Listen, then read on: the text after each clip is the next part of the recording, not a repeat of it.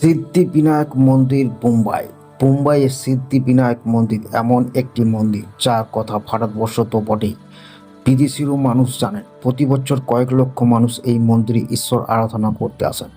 প্রচলিত বিশ্বাস অনুযায়ী এই মন্দিরে ভগবান গণেশের কাছে কোনো মানসকামনা জানালে তা পূর্ণ হবেই।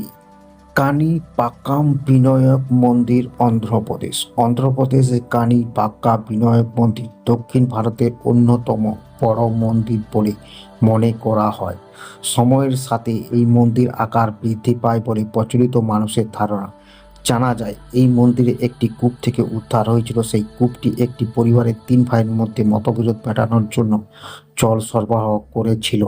শ্রী মহাগণপতি মন্দির মহারাষ্ট্রের রঞ্জনগাঁও এলাকায় শ্রী মহাগণপতি মন্দির অষ্টবিনায়ক মন্দিরগুলোর মধ্যে সবথেকে বেশি শক্তিশালী বলে জানা যায়। এই মন্দিরে সেই জায়গাতে তৈরি করা হয়েছিল যেখানে ভগবান শিব ত্রিপুরাসুরকে পরাস্ত করার জন্য গণেশকে আমন্ত্রণ জানিয়েছিলেন। কারাপাকা বিনায়ক মন্দির তামিলনাড়ু অন্য মন্দিরগুলোর মধ্যে সব থেকে পুরনো মন্দির হলো এই মন্দিরটি। প্রায় 1600 বছর পুরনো এই মন্দিরটি। এই মন্দিরে একটি বিরল উপদিষ্ট ভঙ্গিতে গণেশের মূর্তি স্থাপন রয়েছে, যা পাথর থেকে খোদিত বলে বিশ্বাস করা হয়। বল্লালেশ্বর মন্দির মহারাষ্ট্র।